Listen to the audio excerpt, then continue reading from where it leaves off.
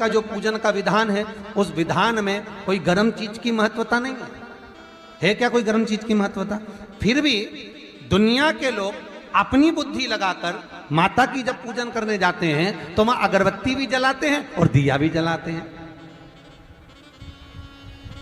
अब एक तरफ तो तुम माता को ठंडा पानी का भोग लगा रही हो, एक तरफ तो ठंडा भोजन चढ़ा रही हो, एक तरफ तो ठंडे का प्रयास कर रही हो, और ऊपर से माता को तुम दिया लगाकर अगरबत्ती लगाकर तुम माता को सम्मुख में गर्म तत्व को प्रदान कर रही हो, और फिर आकर कहती हो कि मेरा बच्चा क्यों बीमार पड़ता है, मेरे पति को आगे बार बार ये कष्ट क्यों आता है, घर में लोग चिड़चिड़े क्यों हो जाते हैं, घर में लोग क्लेश क्यों करते हैं, आखिर कारण क्या है? तो कारण तो तुम खुद हो कि जो चीज लिखी है वो ना करते हुए दुनिया जो कर रही है तुम वो करना चाहते हो। तुम भगवान की पूजन उस विधान से नहीं करना चाहते जो विधान शास्त्रों में।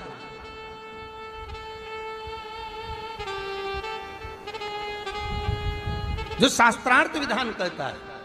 महाराज, शीतला माता की पूजन में कहीं ऐसा लिखा है कि तुम दिया लगाना, अगरबत्ती लगाना? शीतला माता की पूजन में लिखा है 1 लोटा पानी लेना, उस जल में पुष्प आदि लेकर माता को ठंडा भोजन का सुंदर भाव से माता का स्नान कराकर पूजन करना, अर्चना करना, कुंकू चावल रोली मोली जो चढ़ा सकते हो, चुनड़ी वस्त्र आदि जो चढ़ाना हो चढ़ाओ, पर यह नहीं लिखा कि तुम दिया भी लगाना कि अगरबत्ती भी लगाना, क्योंकि गर्म तत्व मत चाहिए माता।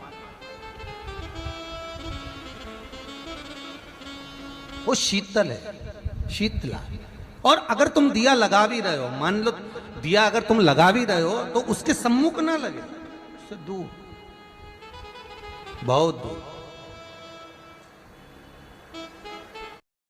का जो पूजन का विधान है, उस विधान में कोई गर्म चीज की महत्वता नहीं है क्या? कोई गर्म चीज की महत्वता? फिर भी दुनिया के लोग अपनी बुद्धि लगाकर माता की जब पूजन करने जाते हैं तो भाव से माता का स्नान कराकर पूजन करना, अर्चना करना, कुंकू चावल रोली मोली जो चढ़ा सकते हो, चुनड़ी वस्त्र आदि जो चढ़ाना हो चढ़ाओ, पर यह नहीं लिखा कि तुम दिया भी लगाना कि अगरबत्ती भी लगाना, क्योंकि गर्म तत्व मत चाहिए माता। वो शीतल है, शीतला।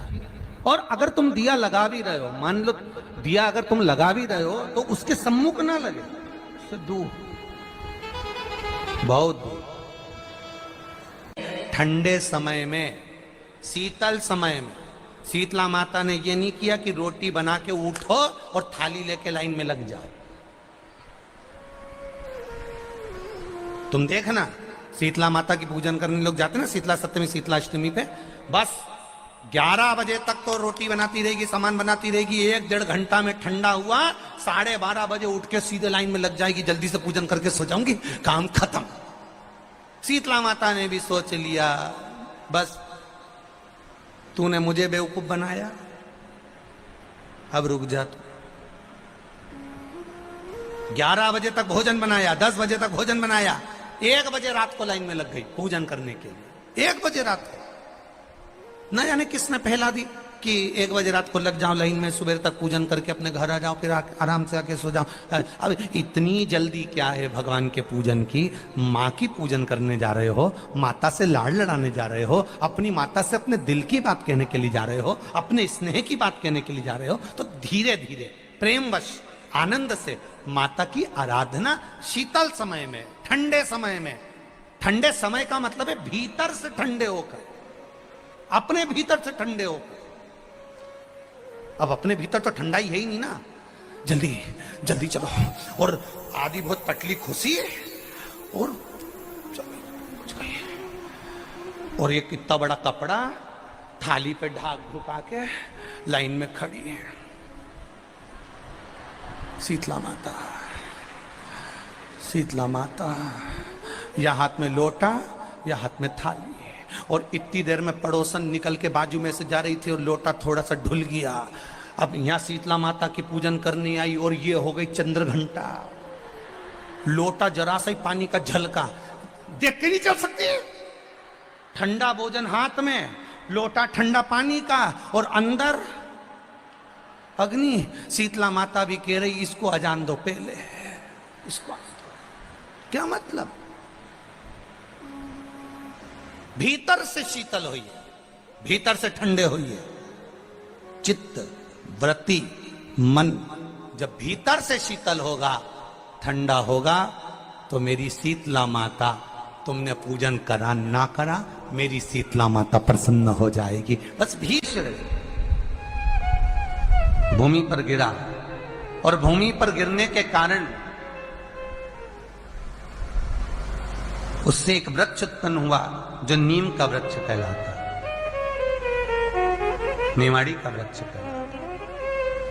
इसलिए साउथ में, दक्षिण में नीम के वृक्ष को स्वयं देवी का प्रतिबिंब माना जाता है। नीम के वृक्ष को स्वयं माता का प्रागट्य उत्सव माना जाता है। नीम के वृक्ष को स्वयं देवी का भाव वर्णित किया जाता है। और बहुत सुंदर बात है महाराज जी, जिसके शरीर में माता निकल गई हो, दाने दाने पड़ गए हो पूरे शरीर में, बुखार भी बहुत तेज आ रहा हो, और पूरे शरीर में माता जी निकल गई हो, एक लोटा पानी जिसके शरीर में माता जी निकली है उसके पास में रख दो, और वो पानी उठाकर नीम के पेड़ में उस व्यक्ति के ऊपर से 7 बार उतार के नीम के पेड़ में डाल दो। 3 दिन के अंदर उसकी माता जो शरीर में निकली हुई है, दाने दाने पड़े हुए हैं, जो बुखार बहुत तेज आ रहा है, उसमें धीरे धीरे आराम मिलना प्रारंभ हो जाता है।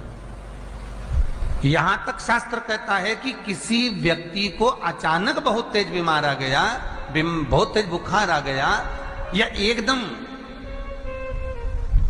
हम तो यहां तक कहेंगे कि ये वायरस चल रहा है, महामारी चल रही है, और कंठ में भी आपको अगर जलन पड़ रही है, कंठ रुक रहा है, बुखार बहुत तेज आ रहा है, शरीर में ताप है, डॉक्टर को दिखाओ मना नहीं है, सब कुछ करो मना नहीं है, पर 1 लोटा पानी अपने ऊपर से उतार कर 21 बार नीम के पेड़ में ले जाकर नाम गोत्र बोलकर डाल दीजिए, और नीम के पेड़ के नीचे की मिट्टी को अपने कंठ पर लगा लीजिए। 20 से 25 मिनट बाद आपको आराम लगना प्रारंभ हो जाएगा। ये उमा देवी है।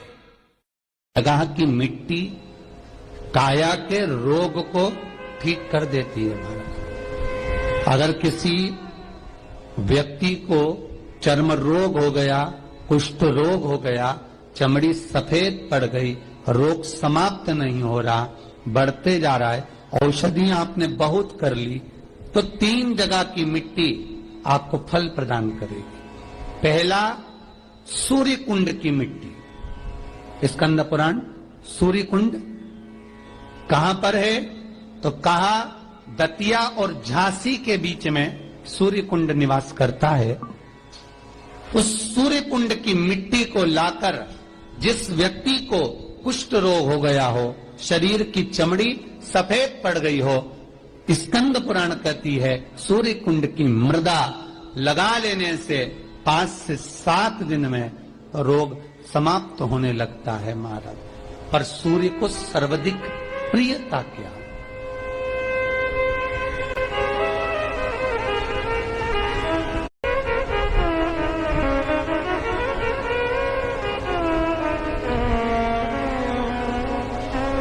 सर्वाधिक प्रियता सूर्य को क्या? क्योंकि सूर्य तपता है, तो उस तपन को मिटाने के लिए सूर्य देवता के शरीर पर गाय का घृत मला जाता है। जैसे शनि को तेल लगाया जाता है, सूर्य को घृत मला जाता है। इसलिए सूर्य कुंड का एक नियम है कि सूर्य कुंड पर से अगर हम मिट्टी लेकर आते हैं, शरीर पर लगाने के बाद जब शरीर का चर्म रोग समाप्त हो जाए, सफेद चमड़ी अपने वापिस रंग में आ जाए, तब आप जितनी कामना कर आते हैं उतना घी उस सूर्य कुंड के पास में डालना पड़ता है। 1 किलो, 2 किलो, आधा किलो, 250 ग्राम, 25 ग्राम, 50 ग्राम, जो आपने कामना करी है उतना चढ़ाना पड़ता। पर वो घी गाय का होना चाहिए, और उस घी का प्रयोग कोई नहीं कर सकता। इसलिए आज भी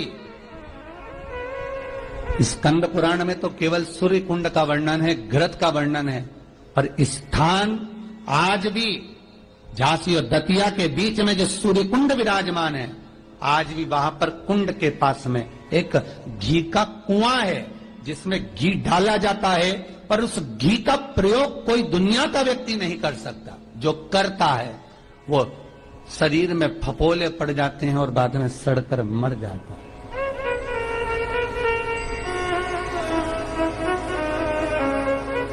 घृत है, पर गंध नहीं, घृत है।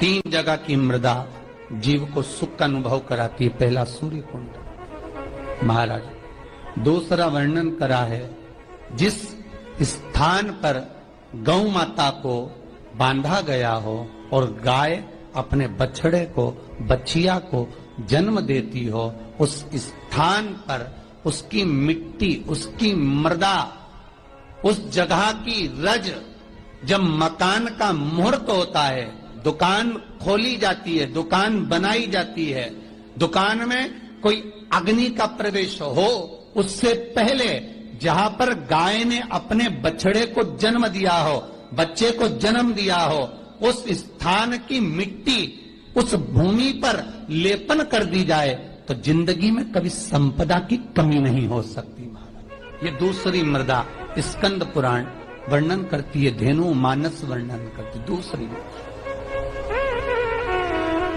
गीता प्रेस गोरखपुर का गो अंक वर्णन करता है। जहां पर गौ माता बंदी हो, जहां पर गौ माता नित्य स्मरण करती हो और गाय के बच्चों का जन्म होता हो,